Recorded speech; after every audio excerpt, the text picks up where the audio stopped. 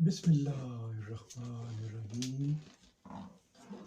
آج ہم ایک ایسی ہستی کے عشق قرآن اور فہم قرآن کے بارے میں بات کریں گے، جن کے بارے میں امام علیہ السلام نے فرمایا تھا کہ ان کا قرآن زمینی نہیں آسمانی ہے۔ سر سید نے ایک بار لکھا کہ جب جاہل پڑھ لکھ کر عالم بنتا ہے اور عالم جب ترقی کرتا ہے تو حکیم بنتا ہے، اور حکیم جب ترقی کرتا ہے تو صوفی بنتا ہے، اور صوفی جب ترقی کرتا ہے تو نور الدین بنتا ہے۔ ایک مشہور دیوبندی عالم مولانا عبید اللہ سندھی نے، جو کہ شیخ الہند مولانا محمود الحسن کے شاگرد تھے اور شیخ الہند دیوبند کے پہلے طالب علم تھے، تو مولانا عبید اللہ سندھی نے، جو کہ تحریک ریشمی رومال کے کردار تھے، جو فرسٹ ورلڈ وار کے موقع پہ افغانستان گئے اور بعد میں روس اور ترکی سے ہوتے ہوئے حجاز آ گئے۔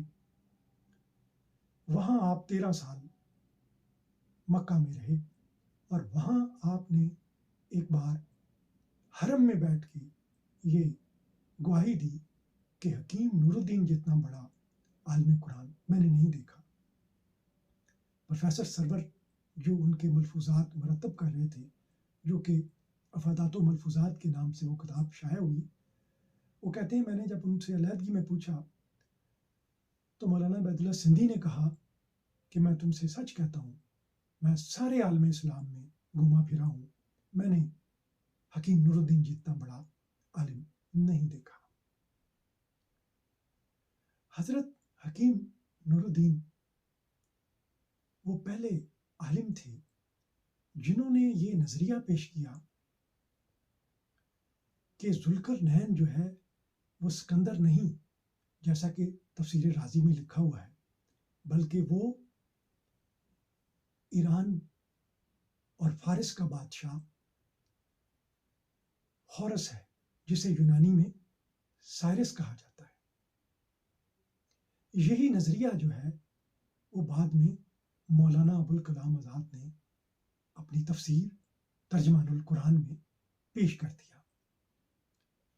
وہ کہتے ہیں کہ مولانا ابوالکلام آزاد جب تفسیر لکھ رہے تھے تو اس وقت وہ قید ہو گئے، اور ان کو صرف ایک اخبار منگوانے کی اجازت تھی، اور وہ الفضل منگوایا کرتے تھے اخبار، اور اس میں حضرت صاحب کے نوٹس شائع ہوتے تھے، جس سے انہوں نے استفادہ کیا۔ گل تیرا رنگ چرا لائے ہیں گلزاروں میں۔ حضرت حکیم نور الدین رضی اللہ عنہ سب سے پہلے اپنی والدہ کی سے قرآن کی تعلیم حاصل کی۔ اس کے بعد ایک یاغستان کے تاجر نے توجہ ان کے بھائی کو کروائی کہ انہیں قرآن کی تعلیم دیں، اور اس کے بعد 1858 میں ایک تاجر جو مجاہدین کو رقم سپلائی کرتا تھا، اس نے آپ کو قرآن پاک کا ترجمہ بھی دیا، بعض صورتوں کا۔ تو اس کے بعد آپ حصول تعلیم کے لیے رامپور تشریف لے گئے، اور وہاں آپ کی ملاقات رجب علی بیگ سرور سے ہوئی۔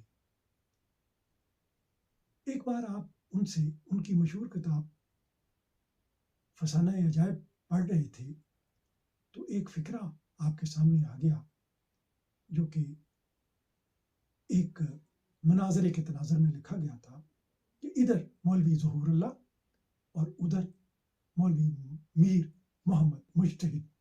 تو آپ نے رجب علی بیگ سرور سے پوچھا کہ آپ سنی کیسے ہوئے؟ وہ حیران ہو گئے اور کہنے لگے آپ کو یہ کیسے پتہ لگا میں سنی ہوں؟ تو آپ نے جواب دیا کہ میں کسی بھی مصنف کی تحریر پڑھ کے اس بات کا اندازہ لگا لیتا ہوں کہ اس کا مذہب کیا ہے اور اس کا اپنی فیملی سے اور احباب سے کیسا سلوک ہے۔ تو انہوں نے مرزا رجب علی بیگ سرور نے بتایا کہ ایک بار وہ حضرت شاہ عبدالعزیز کی خدمت میں پیش ہوئے اور ان سے پوچھا کہ شیعہ سنی کے تنازع کا کیا حل ہے۔ تو حضرت شاہ ولی اللہ نے شاہ عبدالعزیز نے فرمایا کوئی چیز ہمارے درمیان مشترک ہے؟ تو انہوں نے کہا قرآن پاک. تو آپ نے جواب دیا کہ تم صرف قرآن کا ترجمہ دیکھو، میرے بھائی شاہ رفیع الدین نے ترجمہ کیا ہے، اور اگر تمہیں کوئی الجھن ہو تو صرف اس لفظ کا ترجمہ دیکھنا ہے، اوپر جو عربی لفظ ہے اس کا، اور کسی چیز کی ڈیٹیل میں نہیں جانا، صرف ترجمہ. تو کہتے ہیں کہ میں ترجمہ قرآن پڑھ کے میں سنی ہو گیا.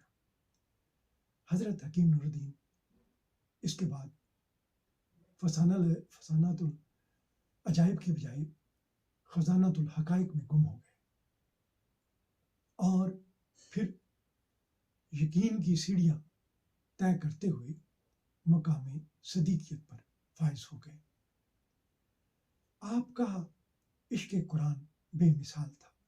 اب جب حجاز ہجرت کر گئے اور وہاں آپ کی ملاقات مشہور علماء سے ہوئی اور آپ نے ان سے استفادہ کیا، ان میں حضرت شاہ عبد الغنی، مولوی رحمۃ اللہ کرانوی اور بھی بزرگ شامل تھے. وہاں آپ کو ایک کتاب دیکھنے کا موقع ملا جس میں لکھا تھا کہ قرآن پاک کی 600 آیات منسوخ ہیں. اس کے بعد ایک کتاب اتقان آپ کے سامنے لائی گئی جس میں لکھا تھا 19 آیات قرآن کی منسوخ ہے. پھر آپ کی نظر سے حضرت شاہ ولی اللہ کی کتاب فوز الکبیر آپ کی نظروں سے گزری، تو آپ اس میں لکھا تھا کہ 5 آیات قرآن پاک کی منسوخ ہیں. آپ نے خدا کے فضل سے ان 5 آیات کا حل بھی معلوم کر لیا، اور آپ سمجھتے تھے کہ قرآن پاک کی تفہیم کے لیے سب سے بڑی کلید جو ہے وہ تقویٰ ہے. تو آپ نے جو عشق قرآن تھا وہ اس قدر بے مثال تھا کہ آپ کو اللہ تعالیٰ نے خواب میں آپ کو سے وعدہ کیا تھا، آپ کو بتایا تھا کہ آپ کو اگر کوئی بھی اعتراض آپ پہ کرے گا قرآن پاک پر، اور اس کا حل میں آپ کو بتاؤں گا. تو اس بنیاد پہ حضرت حکیم نور الدین رضی اللہ عنہ نے پھر حروف مقطعات کا ایک بے مثال علم آپ کو عطا کیا گیا، جو کہ آپ نے رسالہ نور الدین میں لکھا.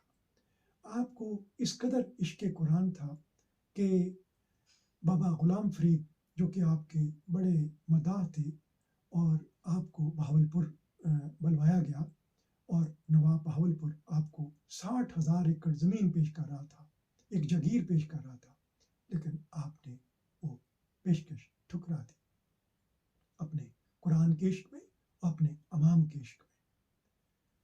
حضرت حکیم نور الدین کو جو بے مثال جو عشق تھا قرآن کا، اور آپ نے ایک مرتبہ فرمایا کہ اس کے لیے کوئی گرامر کی ضرورت نہیں ہے، کوئی عربی کے علم کی ضرورت نہیں ہے، بس انسان کے پاس تقویٰ ہو تو اللہ تعالیٰ خود اس کی رہنمائی فرماتا ہے. تو ایک شخص نے کہا کہ قولوا قولا سدیدا، آپ اس کو کریں ترجمہ عام. تو آپ نے فرمایا گلاؤ گل سدھی. تو یہ وہ آپ کا عشق قرآن تھا، وہ علم. آپ کو غیرت بھی بہت تھی. ایک بار کسی عورت نے جس نے آپ کے ہاتھ پہ توبہ کی تھی اور بعد میں آ کے کہا کہ میں تو توبہ کی وجہ سے بھوکی مر رہی ہوں، اب میں توبہ توڑ کے میں اتنا پیسہ کمال کے لائی ہوں، اور آپ نے دینی غیرت میں فرمایا کہ تمہیں یہ نصیب نہیں ہوگا، اور جاتے ہی اس پہ فالج کا حملہ ہوا، اور پتہ نہیں کسی کو لگا کہ وہ رقم کدھر گئی ہے. حضرت حکیم نور الدین کا جو عشق قرآن تھا وہ اس قدر بے مثال تھا، میں حیران ہوتا ہوں بعض اوقات کہ ایک مرتبہ تفسیر دیکھ رہے تھے جہاں جنت میں جو خیمے ہوں گے اس کے بارے میں لکھا ہوتا تفہیم القرآن میں کہ یہ خیمے وہ ہیں جہاں حوریں رکھی جائیں گی. جنتی دراصل اپنی بیویوں کے ساتھ محلات میں جنت میں رہیں گے، لیکن یہ خیمے اسی طرح ہیں جیسے عمرہ کے لیے شکار گاہوں میں لگے ہوتے ہیں، اور ان خیموں میں حوریں ہوں گی جو دراصل وہ نابالغ بچیاں ہوں گی جو کہ نابالغی میں فوت ہو گئیں اور ان کے والدین جنت کے حقدار نہیں تھے. وہ ان خیموں میں رکھی رکھی جائیں گی تاکہ وہ ان جنتی جب جنت سے نکل کے آئیں ان کی تفریح طبع کا سامان کریں. یہ لوگ مجاز سے باہر نہیں آ سکے اور ان کو یہ نہیں پتہ چل سکا کہ اصل چیز کیا ہے.